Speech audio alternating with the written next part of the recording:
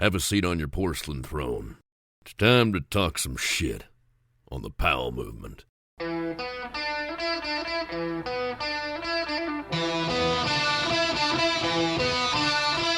Welcome to the Powell movement. I'm your host, Mike Powell, and while it hasn't hit me yet, my ski season is over. It was a great year, and while I'm bummed it's done, it's time for me to figure out what my summer plans are going to be. And they're shaping up nicely. My dad is taking us on a week-long Alaska cruise. I was stupid when I worked at K2, and I never went on a trip to Alaska. My last month there, we had a trip to Alaska set up, and I was going to go, but when I put in my notice, I realized that I should pull the plug and let somebody else at K2 go. While I did that, it was very dumb of me, and I should have taken advantage of that opportunity and every opportunity that was put in front of me. And if you're one of these people that work at a ski brand or anybody in the industry, take advantage of every single trip and every opportunity that comes in front of you, unless you have a child. When that happens, then you can kind of skip some of those opportunities to make sure that you maximize your time with your kid as they're growing up. But if you don't have a kid and you have one of these dream jobs that are giving you these trips, don't think, oh, I've traveled too much and I don't want to go on this next trip. Maximize your opportunities. That's all I can say about that. And while I was so dumb about that, I am still going to Alaska this July and I'm stoked. While I'm concerned with the cruise part, as I've never been on a cruise and I've only seen COVID horror stories in the news, it should be pretty interesting. And then after the Alaska cruise, we're doing a week in Rehoboth Beach, Delaware. My family goes there every year and I love it. I usually win at least one oversized stuffed animal, which is cool. But at the end of the day, when playing carnival games and talking are the only skills I have, it's a miracle that I am where I am today. The same can be said for my guest this week. It's part 2 with Jeremy Nobis. He's lived a full life of risk in the big mountains and behind the wheel. And on the big mountain side, those risks created a legendary career that forever changed skiing, and it will never be forgotten. On the driving side, the risks are part of the reason he doesn't have a career anymore. And on part 2 of the podcast, we jump into filming, Alaska, trouble, and so much more. But before we get into it, I want to ask you to subscribe to the show wherever you listen and follow me on Instagram at The Powell Movement. Also, if you see someone online looking for podcast recommendations, please suggest The Powell Movement. It really does help the show grow, and it's greatly appreciated by me. Finally, please support my amazing sponsors. They make this show happen, and they are Stanley, Rollerblade, Elon Skis, Peter Glenn Ski and Sports, and the 10 Barrel Brewery. Now, it's time for part 2 with Jeremy Nobis. When we left off last time, you were a pro cross-country mountain biker, and you had done a season on the Pro Tour. Then you went and trained with the U.S. ski team, and you could have jumped back on the team at 25, but you hated everything about it. And at this time, it's like 1995-ish, and I don't know if you're lost a little bit, but the sport of skiing definitely is. Snowboarding is what's cool. And if you take one look at a ski racer compared to one of the freestyle snowboard guys, you'll see that skiing doesn't have a cool image. Did you see it like that? Oh, yeah, we all thought that. But I single-handedly changed that, by the way. I'm sure you've heard that story. Well, we're going to talk about that for sure. No, snowboarding was definitely the cool thing, you know. I guess I was fresh out of racing, so I didn't really care about the snowboarding movement. I just said, oh, it'll come back somehow. Skiing will recover. And snowboarders had attitude, but it all evened out, you know. Yeah, well, it seemed like at this point, the next move in your career is almost a step backwards because it seems like it thrust you into a place where you needed to be at the point. You took a job at a ski shop, which is crazy to me because you're U.S. ski royalty and now you're back to being a shop kid. Was that a weird switch for you? No, not really. I'm pretty humble. I've worked at the ski shop. I've fitted boots. I've done it all still. I do that stuff. I mean, if I had more success, I always wanted that. And then I admit to you that I planned on skiing setting me up for the rest of my life. And, you know, I made too many mistakes and it didn't work out that way, but I've managed, you know. But the ski shop I worked in was Renstall, and it was my ski tuner when I was on World Cup and Junior Worlds, and he opened it and I invested in it. So since I invested in it, I just wanted to work there and see how everything worked. I was kind of an employee, but kind of a partner in a way, you know? Yeah, well, that makes total sense that you're putting some time into something that you own because that's like every restaurant owner puts a lot of time into their restaurants to make it run right. And I think any business owner should do that. So it makes sense that you're at the ski shop. And I think the big turning point with being in a ski shop is you go to a ski demo and it sounds like no one wanted to demo you product at all. Why was that? Because they didn't believe I was working in the ski shop. Like I was there to demo for the ski shop. That's funny. So nobody would give me stuff. And so I just took a snowboard out and went snowboarding in 2.5 feet of powder. Snowboard guys were all cool. They were like, yeah, take a board out. And I was like, yeah, screw the ski companies. They were acting like pricks, like their poo didn't stink. And it was frustrating, I'll admit. I was like, listen, guys, I'm not on the U.S. ski team anymore. I'm not here to poach your skis. And they were afraid I was going to get bad evaluations, maybe. I don't know. I don't really know what they were thinking. But then that's when Dynastar came in. I ran into Tate Wardlock. He was a product manager at the time. And so I grew up on Lang. And then Lang became part of Dynastar, and I was on Rosignol. So they'd show up at Nationals, and all these guys that used to be on Nordico were on Lang and Dynastar now got new boots at the Nationals, and there was no new boots for me. So I was so mad, I just switched to Nordico without even testing them. And then I was on Nordico for 5 or 6 years, and I tested Nordico with Tate before we got to Lang, and he liked the way I tested boots and thought I had the right ideas and stuff. So once he went to Lang, he found me at the ski shows, and he goes, hey, I'd love you to come to Lang and help with our boots because you were really good with the Nordica stuff. And I was like, okay. And then the next day I sprinted to Charlie Adams, his vice president, and he'd heard the story about no ski companies would give me skis, and I ended up on a snowboard. He said to me, he goes, yeah, I got something to talk to you about. You can take any ski you want here for the day. Go for it. And I go, yeah, Tate talked to me yesterday about boot stuff. He goes, yeah, I got more ideas though. So I was like, okay. And then I came back, and Charlie apologized to me because he's the guy that kind of stiffed me with the boots back in the day. And he goes, I'll never do that to you again, Jeremy. I apologize for that mistake, blah, blah, blah. And he gave me like 8 pair of skis. He said, I want you to go to Alaska, compete in the World Extremes, and then I want you to film TGR. And I was like, yeah, sure. But I was right in the middle of my pro mountain biking startup. And I said, yeah, maybe I'll go, but I might go back to mountain biking, but I'll give it a shot. So I just went to Jackson Hole the next week, mounted all my skis up, and started skiing again in Jackson. Met a couple of the TGR guys. A lot of them were on the road filming or whatever. And then I went and competed in the World Extreme Championships. And then I was just bouncing around all over Valdez trying to get the TGR guys to film me because Dynastar sponsored TGR. Anyway, that's kind of how it started at Solitude. Charlie came to me and said, you think you'll fit into extreme scenes? This is what he kind of said to me. It's exactly what he said to me. And I said, yeah, that sounds like fun. I'll give it a shot. And at that time, I'll admit, I had a bad attitude about extreme skiers. And to this day, I love Scott Schmidt. He's a freaking solid, great dude. But like, I didn't have any respect for all those guys because I was a ski racer, right? Right. And I had a lot more respect for them all once I went and did it myself, though.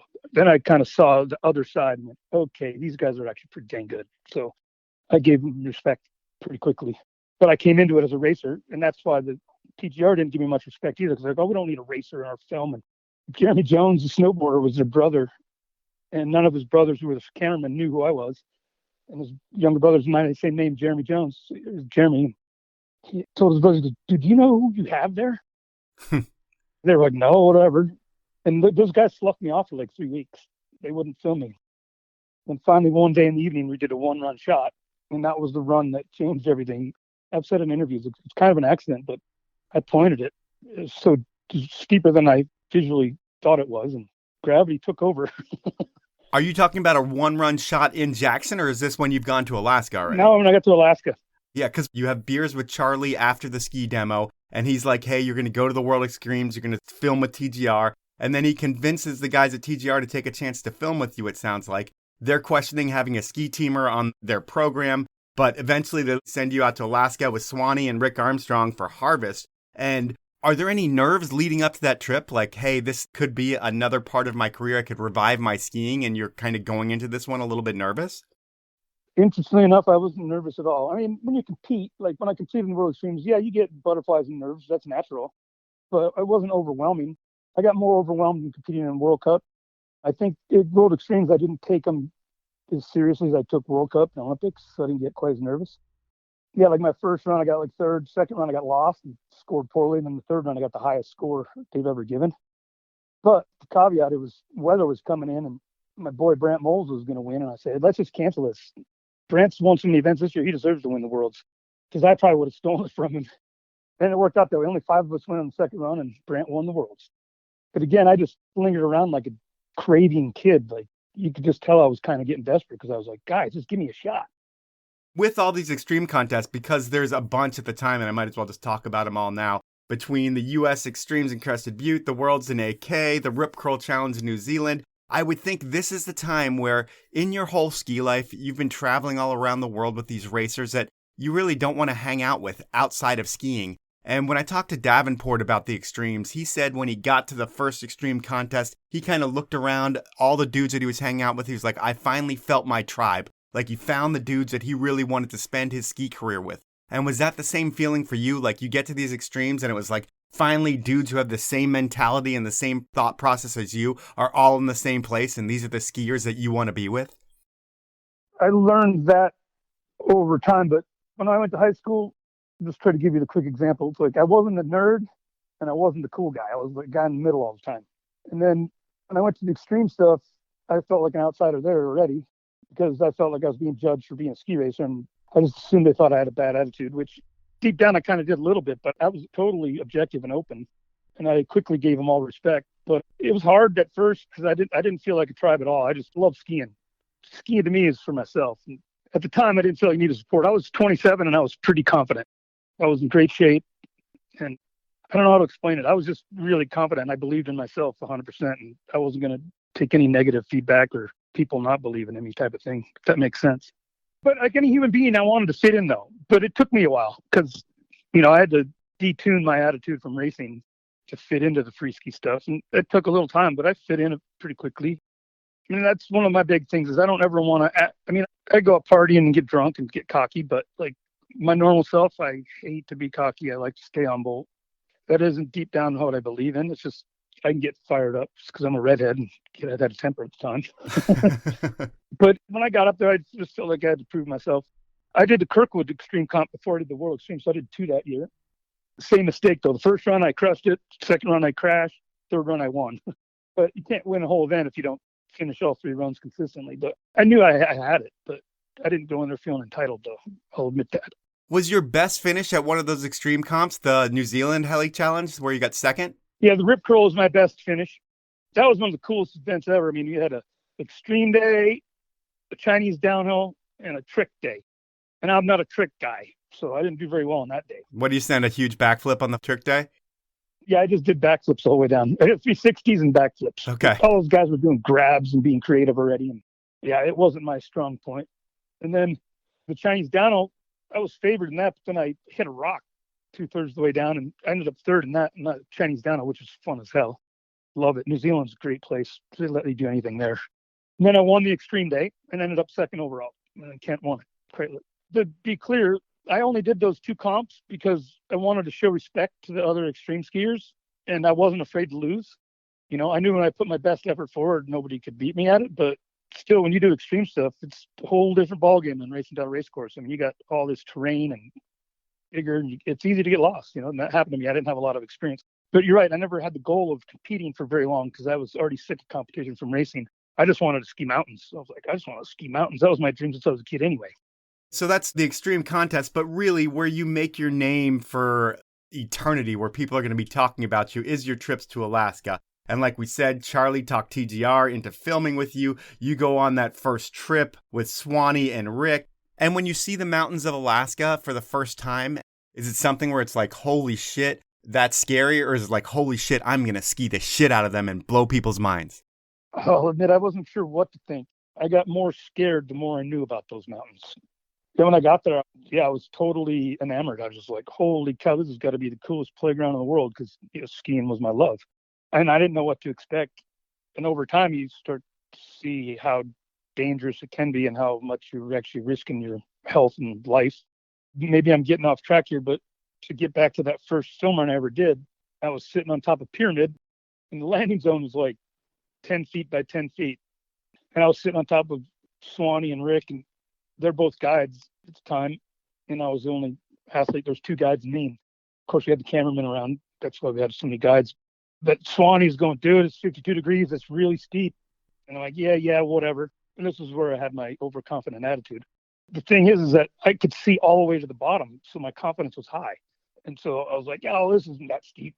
And so Swanee went first, and he did a bunch of turns. Then I went down the middle, and I was going to do GS turns. And gravity kicked in. It was 50 degrees. It was steeper than I thought it was. And I just ended up doing super G turns or downhill turns on accident. I just held on. I had the strength and technique, so I didn't get scared. but I just held on. Then when I got to the bottom, I started getting all worked up. The pilot started getting worked up. And it was just a funny experience. It was an accident, but after that, I had to ski fast from then on. But this is other things, like Pyramid's a great first run for me, because after that, we're doing runs where there's rollovers. You look at your line from bottom in the helicopter, then you get off at the top, and all of a sudden you don't even know where you're going anymore. So you need to put your ski pole up, and cameramen need to guide you in. And that's where Alaska got scary. It's like when you couldn't find your line, because it was paramount. Like you needed to know where you were going, because the terrain's bigger than it looks from the eyes, and you got all kinds of hazards around that, yeah, you want to avoid. So, that's when it got scary. When we take Polaroids, but that still didn't place you in the right spot on top a lot of times, because a helicopter can't always put you in the exact spot you need to be, Yeah. So that's when the reality set in for me, is Alaska rollovers. That's when I used to get scared, because you're hoping 100% that you got your thing figured out. And from all my imagery and training and racing, I was able to figure it out quicker than most, but it doesn't matter. You still get scared.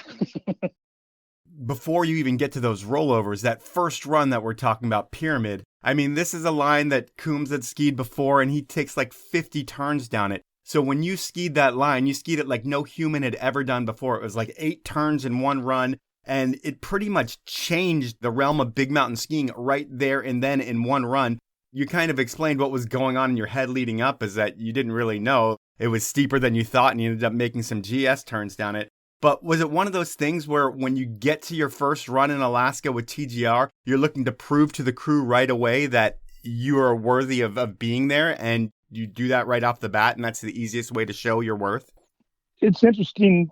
I was so confident at the time that all I wanted was one chance, and then I knew they would bring me along. I tried to prove myself more as my career went on, because you don't want to let people down, because they have expectations of what you can do. Well, you got to one-up yourself. After Pyramid, it's like you have to keep doing it. Like you said, you can't ski slow ever again. Pretty much. And later in my career, I got into even steeper terrain and more technical stuff where you do shorter turns, because that's all when you can do it. But when you got an open faces, it is so much fun to go that fast, and it's exhilarating. But I didn't feel like I had anything to prove. I just wanted that one chance, and I knew I could do a good job. And when you get back to the helicopter, and Swanee and Rick are there, and like the pilot as well, is everybody just shitting their pants like, holy shit, I can't believe what you just did. I've never seen anything like that. That was an interesting dynamic. Rick went last, Swanee went first. And once Rick saw me going, he got inspired. I even did that to Coombs once. I made Coombs ski fast for a day when he skied with me. It was funny the effect I had on those guys when I skied with them. Anyway, so Rick kind of opens it up, but he's got like a 40, 50-pound backpack on, and he gets going too fast and ends up tomahawking, probably the farthest tomahawk I've ever seen. He was a Gumby doll. He was like 130 pounds, and he's a young body, even at an older age. But what's funny is Swanee, we weren't really close yet. Instead of saying, wow, that was awesome, he started to tell me where I should have gone. And I was like, whatever, dude. And the pilot was there. He thought I was on drugs. The pilot freaked out. Anyway, I was the last one out with the guides, and all the cameramen had gone into St. Lodge. When I got back, the heli pilot tracked me down and gave me his heli wings, which they have pride in. They don't give them away very often. At that point, I was my head popped off, because I was like, wait a minute, I just did something that was even crazy for me in a way. And it fired me up. And anyway, I go into the lodge, and there's like 30 tequila shots sitting on the bar. Everybody's partying. And they're like, finally a skier's outdone a snowboarder. Like, it was a skier party that night in honor of my run. It was a great experience, like being my first time in Alaska and having that much stoke. And it was cool. If it's a celebration of finally a skier's done something cooler than a snowboarder, and I'm guessing it's just the speed and the lack of turns that you took down that line, I mean, it's almost like the changing of the guard right there, passing the torch back to skiing. And did it feel like that? Like I said, I'm trying not to be too cocky about it, but that's the day skiing changed, for sure. I'll take credit. But I've also admitted it was kind of an accident, but I was trained to do it so I could handle it. Yeah. I meant to go slower, actually, and do more turns. But like I said, gravity kicked in. I mean, I did more than 8 turns, because the very top was real technical and tight. But once I got in the opening, yeah, it was like 8 turns maybe.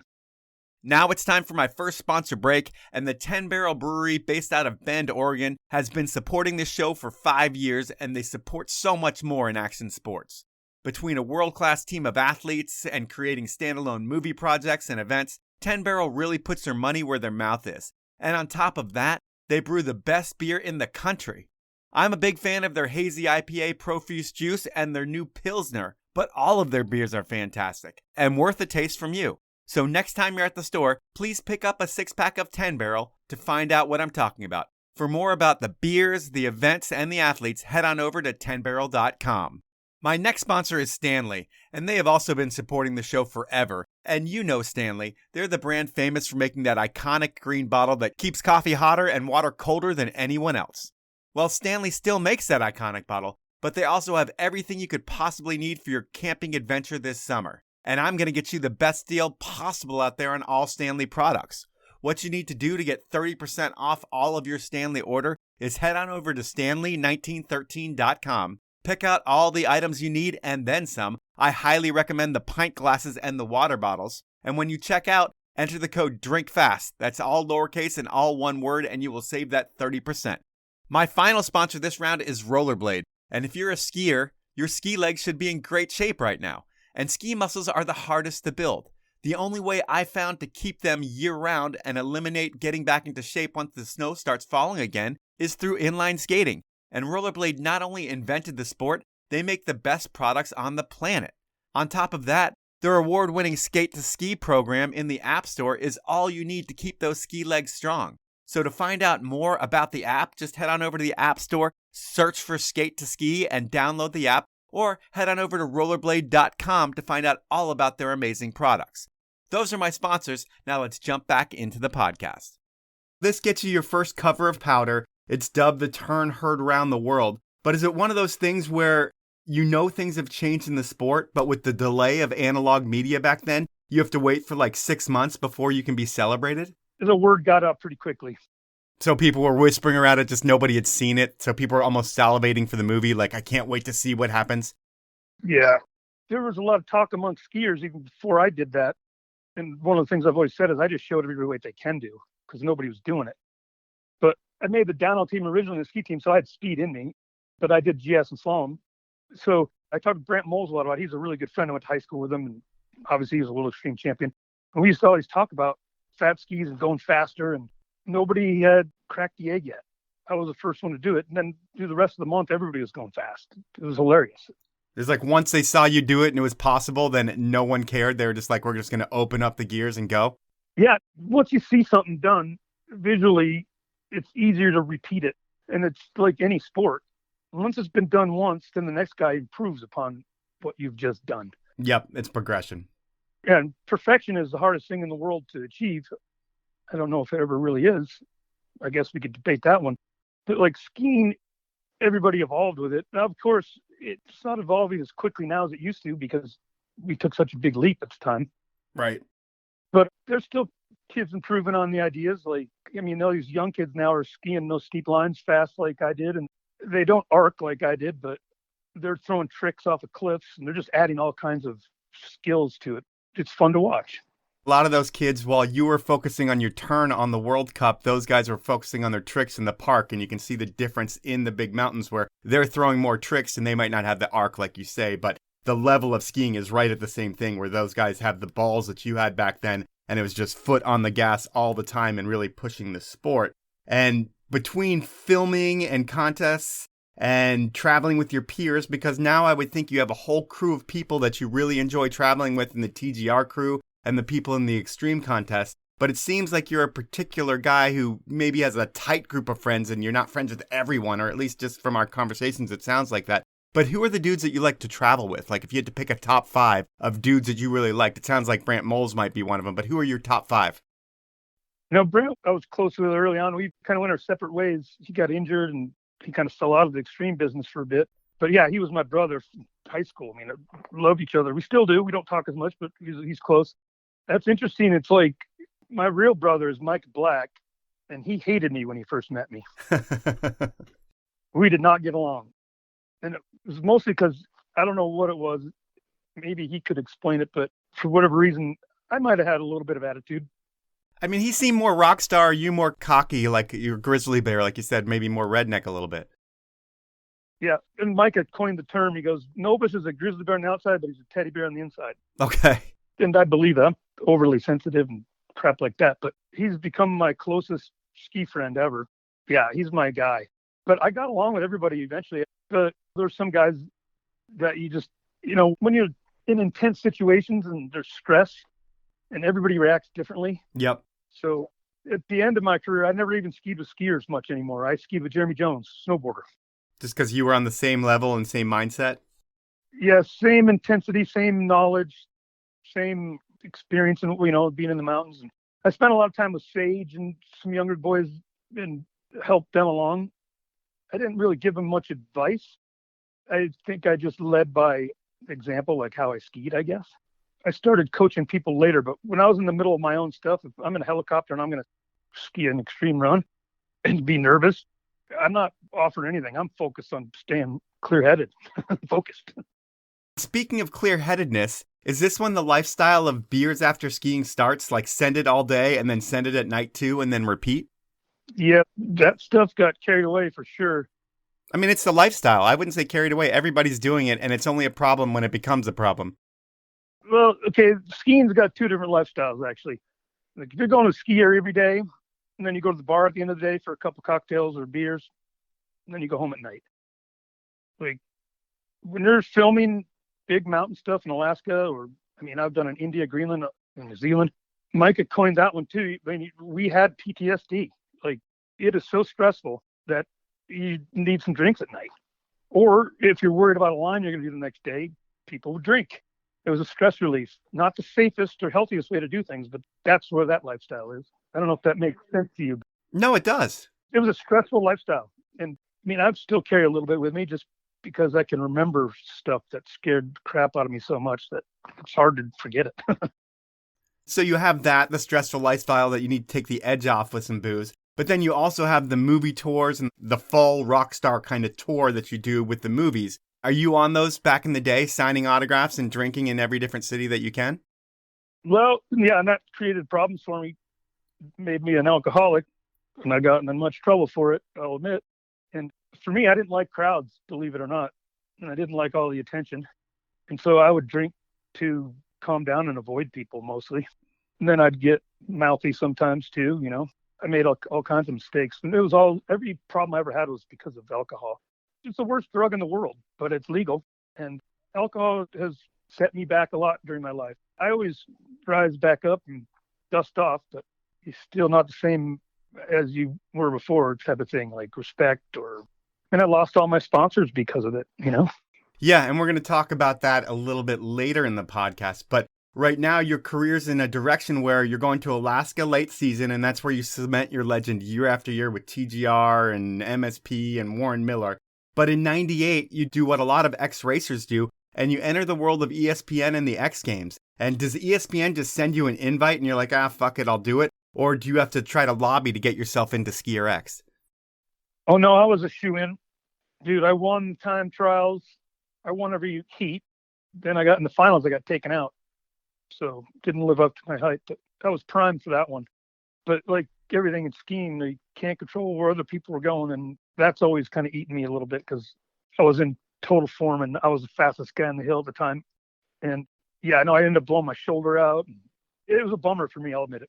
And then I did a couple more skier crosses after that and had some competitive ski races that did it with me. And skier crosses I never really liked, honestly. I just did it because it was new and thought it'd be cool. But for me, I always said skier crosses should be like motocross style deal where you ski from the top to bottom. These 45-second races, there's no fitness involved because when you get tired skiing, that's when you have to learn to be efficient and know when to take the right risks. And I just always wanted a 2 or 3 minute skier cross, and they just never did it. Well, the X Games doesn't have the attention span for a 2 or 3 minute anything, it seems like. But you do win a medal in your second skier cross. You get the bronze. Is that a cool thing for you to stand on a podium at an X Games? Because when I think of your career, you're not an X Gamer to me, but you are an X Games bronze medalist. No, it was a letdown for me completely. So it was like you took the bronze and you were bummed. You're just like, I should have won this. I got a bronze, whatever. Yeah, well, you just evaluate what you did wrong and right. again, any ski race, and I'll consider a skier across a ski race, there's always one guy better you sometimes. You can have a bad day. Deep down, if you were at your best, you would have won it. But, I probably wasn't at my best. And it's like, you know what? He's a legitimate winner, and he just had a better day than I did. The winning and losing is a hard thing with competition. You got to figure out how to handle it and gain confidence from it. Be realistic about how you evaluate. You can't be too hard on yourself, which I probably was. But yeah, I'll admit it. Guys that beat me, I'm looking at them. I have way easier attitude now than I did then, but that was 27, 28. I did have a chip on my shoulder. I looked at the guys that beat me and I went, I'm so much better than those guys. How did they beat me? But like skier crosses tactics, it's not going down a timed ski race, where you're you against the course. When you got other bodies on the slope, all kinds of things happen. At the gravity games, I got in a fight with Zach Christ and Reggie Chris because Zach pulled a cheap move and I was ready to fight both of them. I was still cocky and fired up. I'll admit it. That's an old story, but yeah, skier cross frustrated me. I never thought it was a fair race. And I guess when you have two brothers on the same course at the same time, they can kind of pinch somebody if they wanted to and play as a team, which is kind of unfair. But in the world of skier cross, I guess it still is fine. Skier cross has evolved, I think. They have the rules in place, but nobody enforced them. Now they enforce them. But that's like any sport. It evolves, and every sport, they want to make it as fair as possible for everybody, which I agree with. And so the skier cross was a lot of bumping and grinding. But again, now they monitor it better and it's fairer, which is better for the sport in the end and safer. But we were crashing half the crew would crash in the finals. It was a yard sale. No, it was rubbing his race, and people were definitely going down. And while it didn't seem like a successful endeavor for you, your career has definitely taken a turn for the more successful as you've gotten into the extreme world, you've gotten into skier cross, you've gotten into filming. So everything's coming along and everything's turned around where you're now back on top of the ski industry, which is incredible. And when you're back on top, I would think you have a whole new set of sponsors that come along in the second leg of your career. Who is paying you to be a pro skier at the second part of your career? I'll answer that question.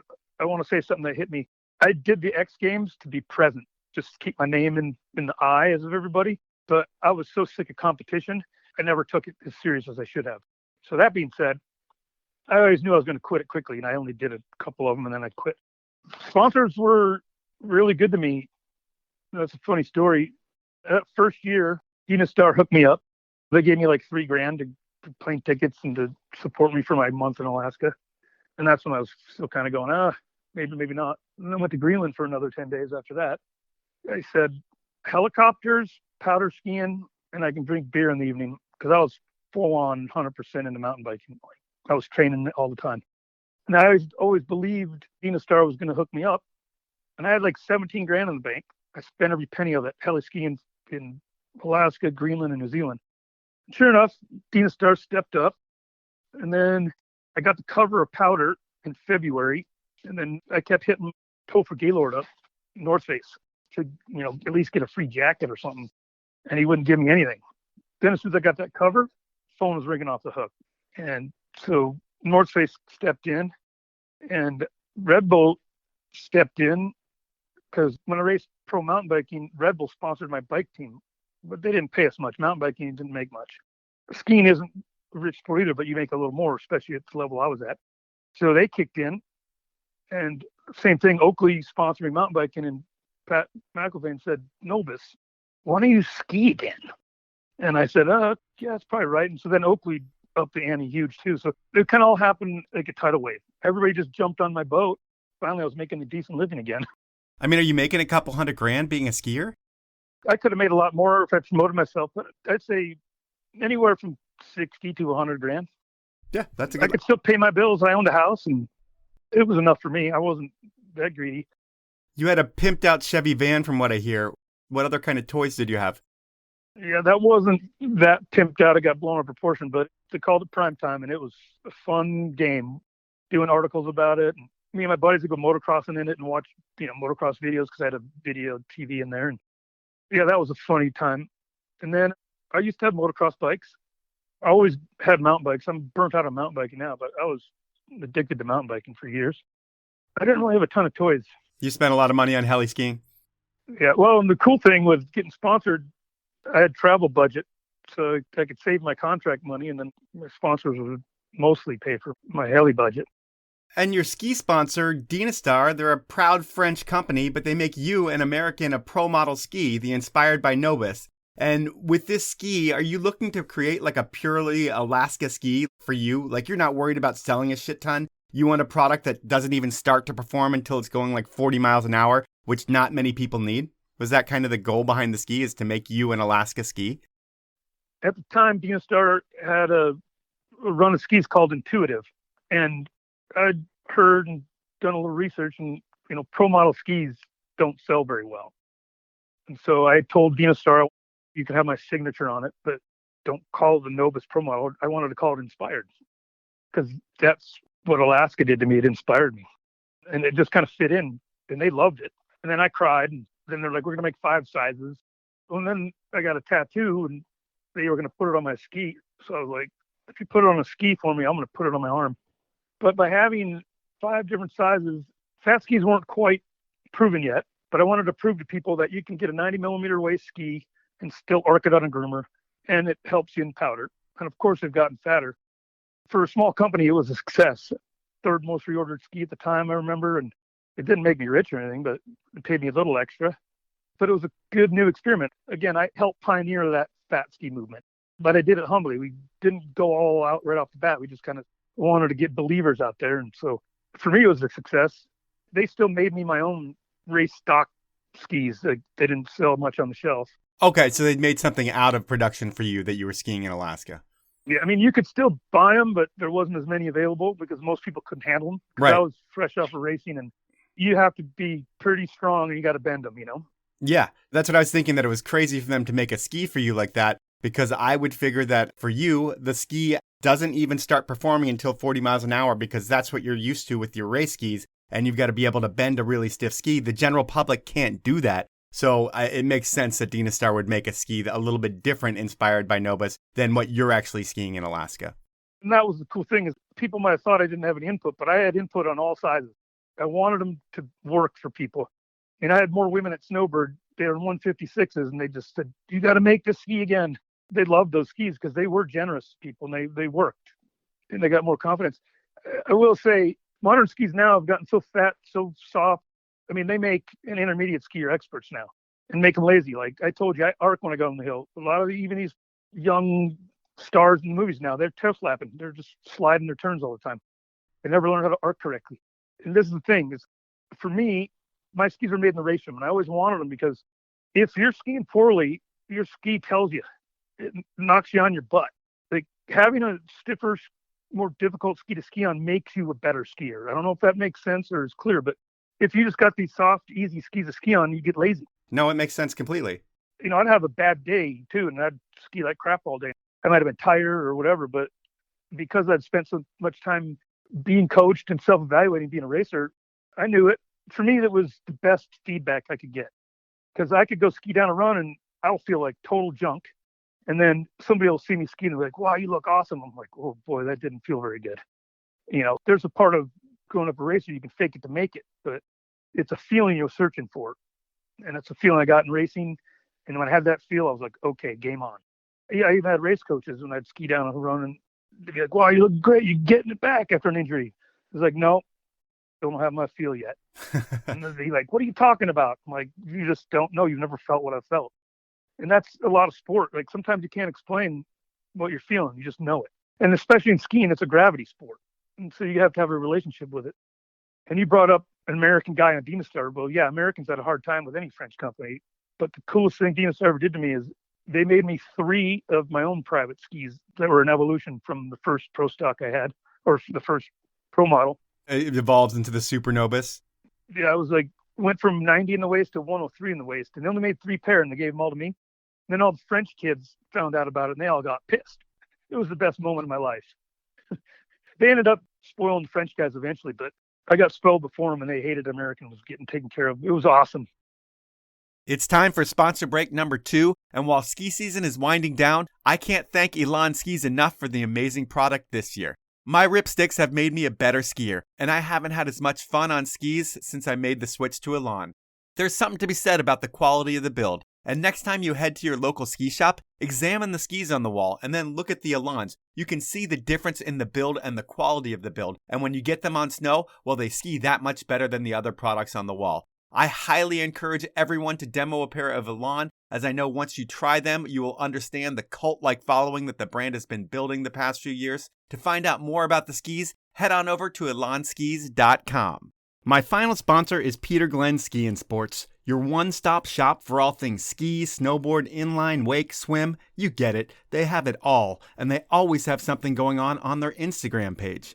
This week, Peter Glenn is teaming up with Connolly and Steel Lafferty to give away an autographed Connolly 136 steel wakeboard with SL boots.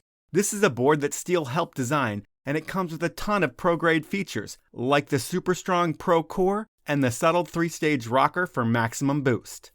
Here's how you enter the contest. First, go to Peter Glenn Sports on Instagram and follow Peter Glenn Sports, Connolly Water Sports, and Steel Lafferty. 2, like the giveaway post from Connolly. 3, tag 2 friends in the comments. It's that easy, and the giveaway ends on May 20th, and the winner will be announced then. Good luck. Those are my sponsors. Now let's jump back into the podcast. Another thing that was awesome for you around that time, too, is the Kings of Corn, and this is an event that Mike Overcast put together, and it's you, Tommy Moe, and a few others at that first event, but you're fishing and you're skiing in the springtime, and it's a Tordrillo Mountain Lodge, and is that what plants the seed for you guys to start Tordrillo Mountain Lodge, is doing that first Kings and Corn event? Yeah, okay, this might rub people wrong. Maybe I won't say too much, but we actually started a lodge called Finger Lake. At the time we leased it for, 7 years, maybe 8. That was awesome. There's some growing pains with that, but I always told Overcast and even Mo, I said, dude, we need to buy a lodge out here or build one. We can't be leasing this from these people. It's just not really working like it should. They've finally gone back to Finger Lake and ironed out any problems we had in the past. They're still using it now after years. That's a whole other story. So we started looking at things for sale out in the bush, and a lot of them were just a total mess, and they weren't good enough for our clientele. I mean, because you've got to pay a lot of money to go out heli skiing out there. You're paying like $20,000 a week, I feel like, or something like that, right? It might be $20,000 now. It was like started at 5 and went to 10. Now it's 15. The last I heard was 15. It could be 20 by now. So it's expensive, yeah. Yeah, I mean, everything gets more expensive. Fuel does. Everything goes up. I mean, now they're charging $200 for a lift ticket at a ski area. That's ridiculous. I know, it's crazy.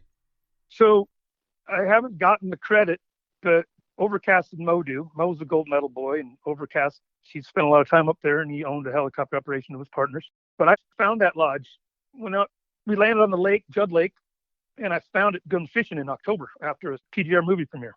And the place looked brand new, but it hadn't been really lived in a while. And I didn't know all the details then, but apparently it was a rich guy that wanted to make it a getaway, and so he built a brand new lodge there. Anyway, I saw it, and I was like, Overcast, find out who owns that, because he's in Alaska all the time, and I'm back and forth. I'm in Utah.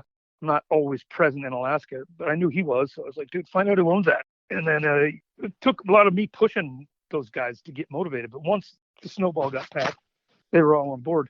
So price was $1.7 million, and I told Overcast, I said, offer him $750, dude, because that's all the time. That's what it would cost. But he wanted a couple million out of it, because when he was building it, he dropped all of his logs onto the lake, and they all shattered. So he had to spend twice as much money to build it. So he's just trying to recoup. So yeah, then we settled for close to what I said to do.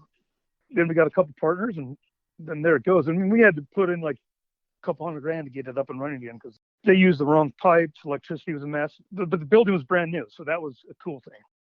The easy part was electricity and plumbing, and we found a way to fix that fairly economically. And yeah.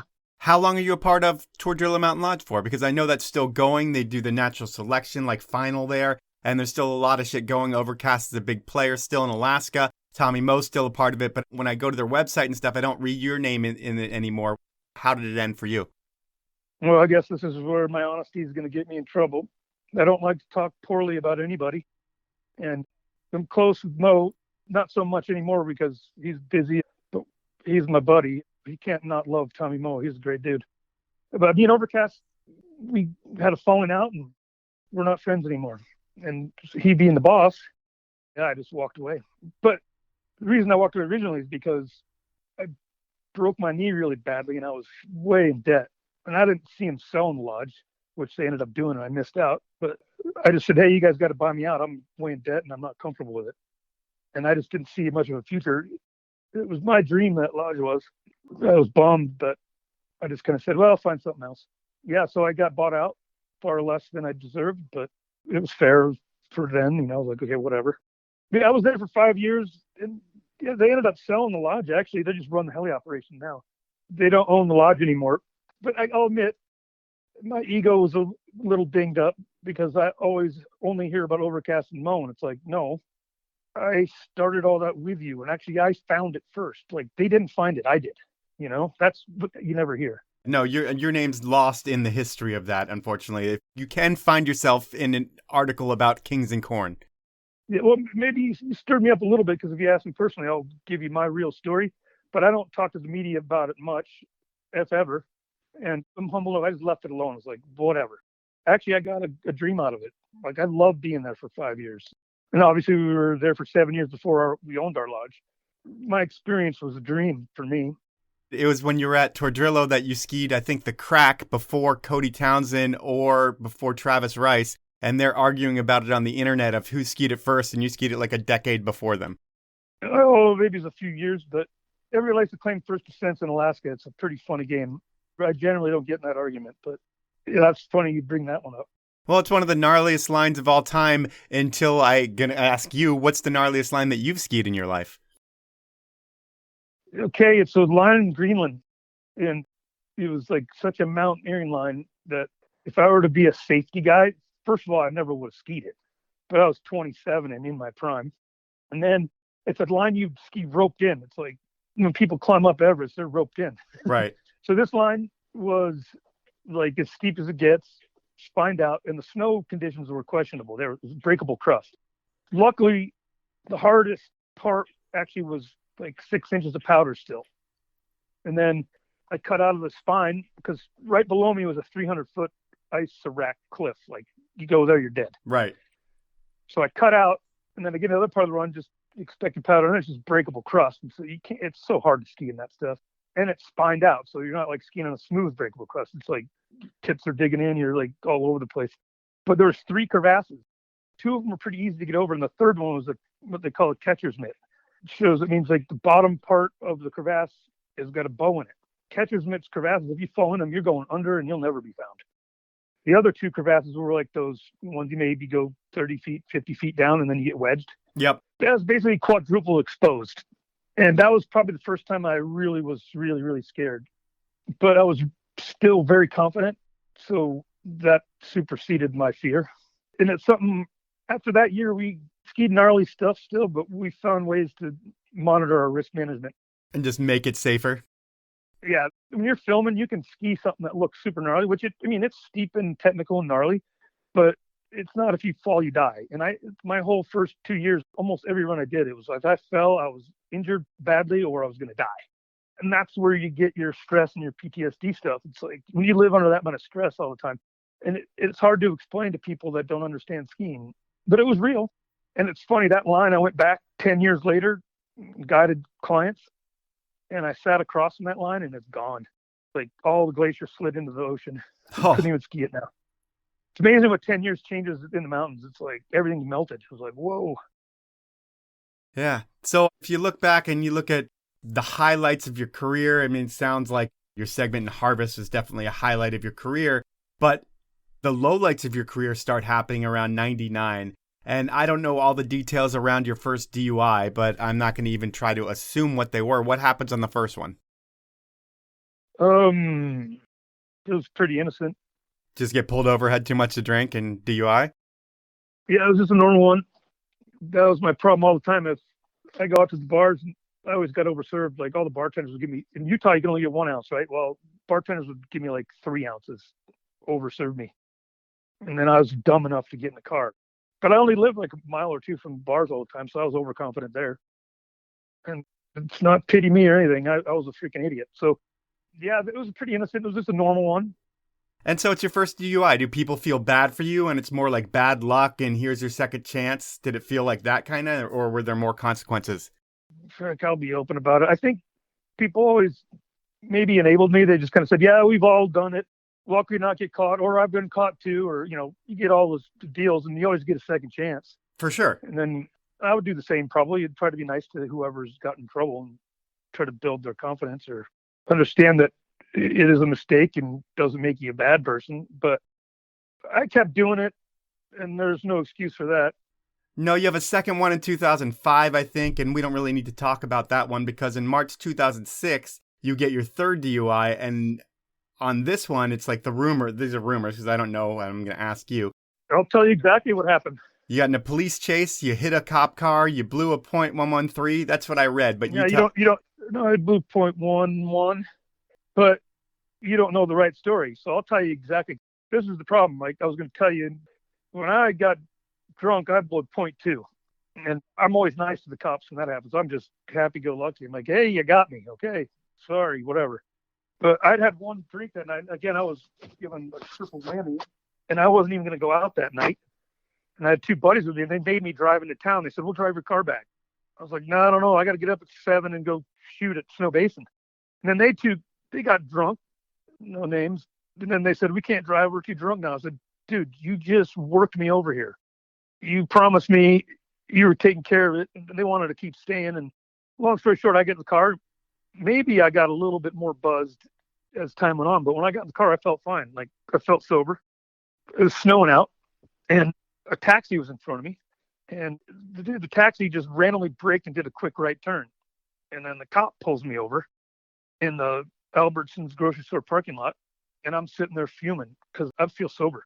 And that's when I get pissed. Like when I feel sober and they're messing with me, I got pissed. Then I was scared because I wasn't sure if I would blow the limit or not, because it doesn't take much when you got a high tolerance. So it was the dumbest thing I ever did. I was pissed. But he got out and I just drove off. But I drove the speed limit, stopped at all the stop signs because I did the math. It's like, okay, even if I get a DUI, I want my car at a friend's house so I don't get towed. It's another $300. Right. But I was doing math the whole time. I was figuring out my scenario. I was like, I don't care if I get in trouble. I'm just going to want to pay the extra $300. That was also a dumb thought anyway. But so 6 of them caught up with me.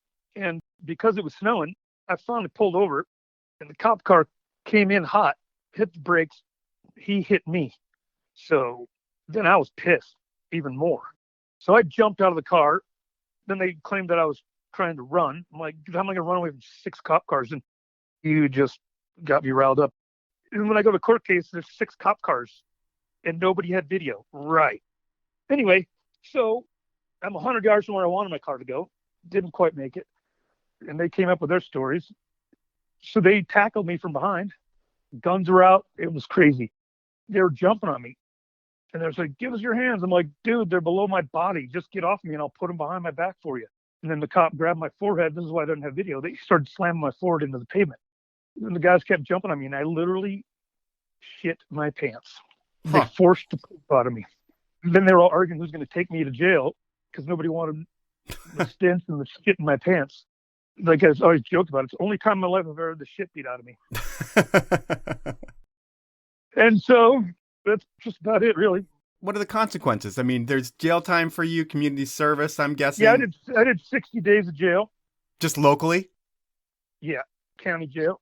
They were cool to me, though. They let me do 30 and then ski all winter and then do 30 in the spring. The judge worked with me. That was pretty cool of him. Yeah, you got that going for you, I guess. But then I would think, being that this is your third time getting a DUI and like TGR and sponsors and everybody hearing about it, is this when you start losing sponsors? And what do the dudes at TGR have to say? Because at some point, you feel bad for someone when they get a DUI the first time and the second time. But I would think people start getting angry at the third and fourth time just because, you can kill somebody doing that. And, it is totally irresponsible. Not that I'm going to sit here and judge because you know what? You didn't kill anybody and we're lucky that didn't happen. But people do get pissed at some point. And did you start feeling real consequences with your career and everything after the third one? Yeah, North Face, they were more concerned than I thought they would be, but they stuck with me for a while. I mean, I kind of quit the free ski tour at 40 on purpose. To me, it was a statistical inevitability that I was going to die if I kept it up. And I just burnt out on it like I did ski racing. But I kind of moved away on my own. I could have probably held on to my sponsors in the end. I just didn't care anymore. I was like, it's time to move on. But the only sponsor that really got on me was North Face. The rest of them stuck by my side. But I think deep down, they all were losing faith in me. And so when I decided to walk away, they beg me to be there still or beg me to stay, you know. So I guess maybe I saw the writing, but they didn't fire me. I just quit pursuing or carrying, and it was easier for them too, because then I didn't cause any more problems. But no, that was an interesting time. Oh, and it's funny, I had friends looking out for me. I forget how many people actually care about me and try to help me out when I mess up. But I don't know who they were. They're anonymous, but they got me like the best lawyer in Utah, but he does criminal law and basically murders. And like any lawyer, you start in the DUI section or public defender at the beginning. And so when I fired my first lawyer for making a mistake, I told the judge that I got the ingots coming in, and he goes, "Are you sure?" I was like, "Yeah." And that's what was funny is the ingots like, "Oh yeah, you only get 30 days." I looked at him, and he's a lawyer. I'm like, "No, dude, it's 60." He's like, "Oh no, it'll be fine." And he didn't even care really. He gave me a lot of fatherly advice and supported me, but sure enough, it was 60, and I was right. And I was like, "Dude, I should just defend myself. I know the law better than you do in this area." I thought that'd be food for thought. It's pretty funny. But it might have been why the judge was leaning on letting me do it 30 and 30 in opposite times. I mean, I'm sure his respect gave me some leniency, but the law was the law. It doesn't change. You can't change it. Like, it was mandatory. That being said, again, based on the egregiousness of my mistake, the judge really could have gotten angry and given me a year, you know? I mean, based on the law, he could have given me 5. But I would have fought that, though, because you don't lose video. Like, they lied. The cops lied. But I took responsibility, and I was like, okay, I was over the limit, and I caused a ruckus. Okay, I got to take responsibility. But still, like, it's anything else in the world. Well, in hindsight, I kind of was like, I could have gotten away with that one because I wasn't even drunk. Anyway. Even with all the shit that's going on in your personal life, you're still filming. And in 2007 or 2008, you were skiing with Warren Miller. You were with Jamie Pierre, Jen Berg, and Billy Poole. And there's no real easy way to talk about this because Billy Poole ends up skipping off some rocks and he dies. And it's one thing to hear about someone dying, like when we lost Coombs. I'm sure that was a hard one on you. But in this situation, you're able to talk with Billy before he goes and you watch it almost. And does that change you as a person? Yeah, I've had a few too many people die in my arms already, and he was one of them. Can I tell you the story about that day? Yeah, please. Okay, so I'm mid-30s at this point. He's like late 20s. He's a fellow redhead and just fired up. Mm-hmm. Works his tail off. And he likes to freaking run up the slope and lead everybody up the hill. Like, he's just the fittest guy on the hill. But he overworked himself for a couple of days. And so we get to where we're going to hike the Wolverine. He was so tired that even Jen Berg beat him up the mountain. And she's a slow hiker. We got to the top finally, or he did finally. And after all of us, he was last. And I said, "Dude, where's our horse? What happened to you?" Because, man, I'm just so tired. Just hiking a bunch for Tom. And, you know, we went till like 8 at night. And he was just flat out tired, which happens to people. So I said, "Hey, dude, take it easy, man. It's just one run. Pick an easy run. And we'll get a good night's sleep and we'll pump it up tomorrow. Like, don't push yourself because you're just going to hurt yourself." So I went first and I kind of stuck everything. Again, if you see somebody else crush it, then you get, this fake energy. Yep. And we'd already discussed it with Billy where he should ski. And I said, put your ego aside. You can still make that look awesome, Instead, he decided to pick an even gnarlier line, and it involved a cliff jump. And I was like, "Dude, are you sure?" I said, "Back off, man. Take it easy." It was like an 80-foot cliff. So me and Tom Day were actually on the radio with him, trying to talk him out of it. I'm like, "No." And then he finally said, "No worries, guys. I got this." And as soon as an athlete says they got it, you don't question him at that point. Yep. I don't need to instill any more doubt in him. We were nice to him and tried to, ease him out of it. But he's like, no, I got this. And as soon as they say that, you're like, okay. Anyway, so he skied down, and one of the advice I gave him before he did is that, hey, you got to make sure you go left because a rock face on your right. And that's pretty narrow landing. Anyway, so yeah, he went off a 2-degree wrong angle, bounced off the cliff. And everybody talked about head injury, but his helmet wasn't dented. He didn't have a head injury. He just had internal injuries, like happens in avalanches. Trauma kills more people than suffocating or head injuries a lot of times. Just his insides were beat up. But I don't know if it's legit to talk about it, but if you've ever seen somebody's eyes turn black and look you back and say, "I'm dying."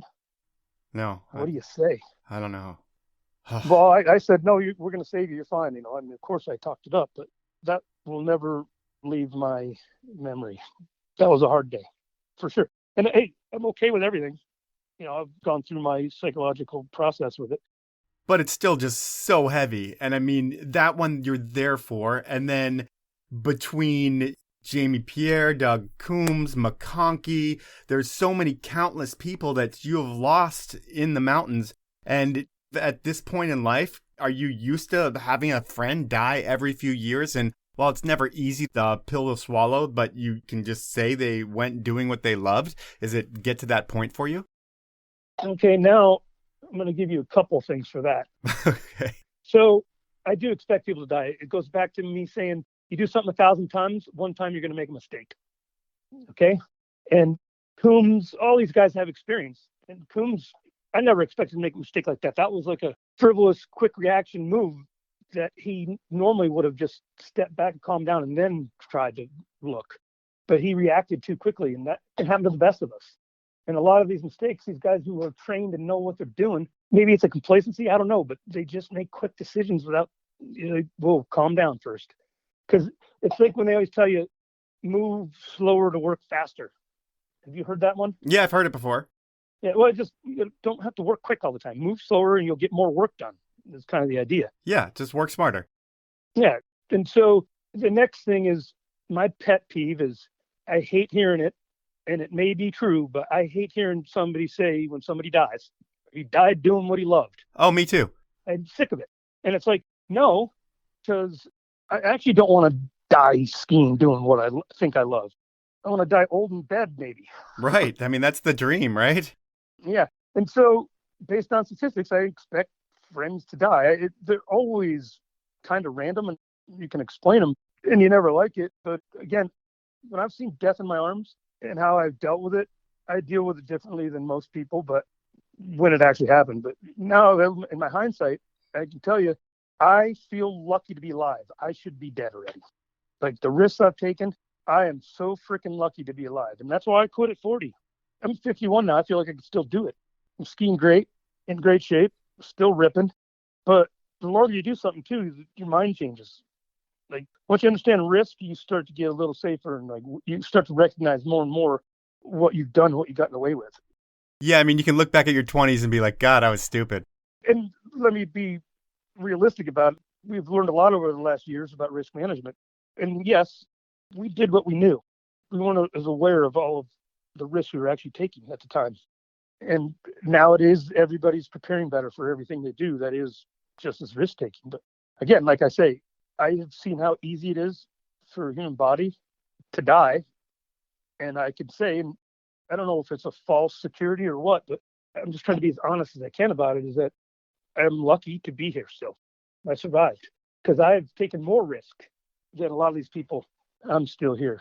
Yeah, I mean, if you look at your life, you've taken more risks than probably 99% of the world. I mean, just what you did for a living every single day, you're putting your life at risk.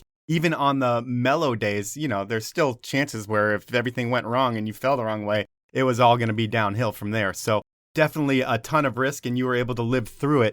I've got one more thing that we need to talk about, and it's not the happiest thing either. It's your last DUI. Can I say one more thing before we go into that? Yeah, let's do it. I play the joke, and we hear it all the time, but like Shane McConkey was amazing. Coombs was amazing. I mean, Coombs would ski in the rain on glacier ice and say it was the best day ever. Like, I don't have that good of an attitude. Right. But they always say the good die young. And I've always joked, I'm like, God doesn't want me yet. Fair enough. Enough said. Sorry, I just like to joke. Oh, all good, man. All good. So our last part of this conversation is going to be your last DUI.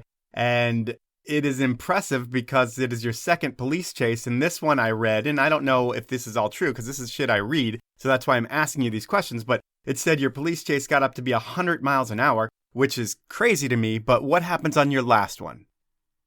This is when it went dark. Okay, I'll be honest with you. I don't know if you're going to let everybody hear this. Yeah, I'll let everybody hear it. And I guess I don't care. I don't know if it sounds good. I'm not afraid to admit what I've done. So I hadn't been to a TGR for me in a couple of years, and then I heard that was a TGR for me that day. I kind of, oh crap, I'll come up. And I never go over 10 miles over the speed limit. That's just kind of my rule. So I'd take these back roads to get to Jackson, It's our shortcut. Everybody knows about it. No cops usually. So this is going to scare you, dude. And this is why I'm also lucky to be alive. And I don't know if it woke me up, but I was like, oh crap, I got a problem. So anyway, a car passes me on this back road. It's basically a farm road. There's no shoulders on it. It's all beat up and rough. And this guy passes me going 100. And I'm like, screw it, I'll follow him and I'll get to Jackson faster because I was all fired up to party with the TGR crew. My truck actually governed out at 98. I couldn't believe it. I'd never gone that fast in my truck. I had an avalanche. But I still tried to stay in his butt. And I made a Red Bull vodka in my car just to pre-party. I just thought I'd have like a drink or two. And after 4 hours, you're not going to be wasted generally. But I don't know, somehow going 90 or 100 miles an hour, following somebody, I lost my mind. And then I drove through all of Snake River Canyon, which is a windy road next to the river. Okay, well, I don't remember from before Alpine all the way up Snake River Canyon. And then I'm pulling into town about 4 miles out. And apparently I was passing people over double lines. I had blacked out, dude, while I was driving. Oh, man. I don't remember 40 miles, 50 miles of my drive. And I was still going in the 80s. I wasn't going 100, but I was going like in the 80s. Because when they said 100, I'm like, my car won't go past 98. So I definitely wasn't going 100. But it was egregious, man. I'll admit, it's the only time in my life where I blacked out. Like when I partied with the ski crew, I didn't usually black out. Maybe once and twice in 20 years, but I remember everything mostly, but I didn't remember a thing. So finally the cop gets behind me, and the first thing I saw was a woman's face in my rearview mirror that didn't exist, and then lights. And then I was like, oh crap. So then I pulled over immediately. Like you said, it might have been considered a chase because I was blacked out. I didn't pull over until I actually recognized who was behind me. So embarrassing as it is, it's the worst thing without hurting anybody. And to be honest with myself, that was the worst thing I've ever done. Like, again, I should be dead. I'm sure you learn a lesson every time something like this happens. Does it stick and does it make you change? Who knows? I'm sure at some point you realize that you probably have alcoholic tendencies or are an alcoholic. It's not just bad choices and bad luck. Are you still drinking, or you've been able to filter that out, or where are you in life at this point? I still drink, but I don't go out to bars and party all night. And I'll go out for a couple beers and go home. I don't look at a drink and want to drink 10 of them anymore. Okay, and then you're just making smarter choices, I would think, with driving and stuff. Well, I'm not driving right now. I've got an electric bike. I get rides. I came up here with nothing to Sun Valley to start working, but everything mellows out and it changes. I guess I'll admit I live with some, I don't know what the right word is, regret, embarrassment. You try to get rid of it all, and move forward, but I carry my mistakes with me still. It's embarrassing. Well, you know what? You didn't kill anybody, and thank God it wasn't worse. And you did have an incredible career, and given alcoholism's like a serious thing, so it's just something always to keep in check. But at this point, we're not going to talk about that anymore. You know that I finish every show with something that I call inappropriate questions, and we had a really quick turnaround from the other day, so I had to really scramble to get somebody to get inappropriate questions for episode 2.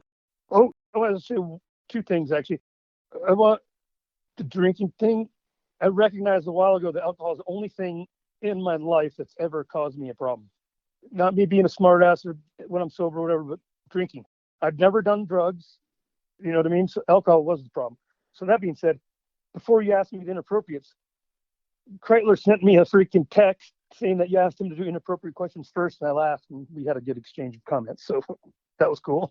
And Kreitler is not the one that I got to do inappropriate questions, though, but I did try him. I tried a bunch of people. I think a lot of people might have been afraid. You got Darren Rawls, Darren Rawls was the most appropriate one for you to get a hold of. Like, he was my little new champion, and he proved it.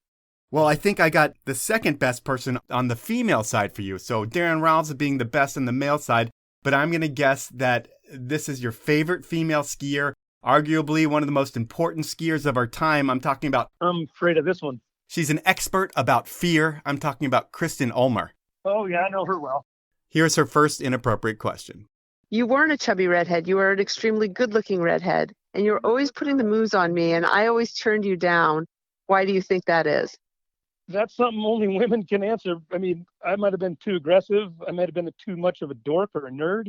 I think she was chasing other men, like she had greener grass somewhere else.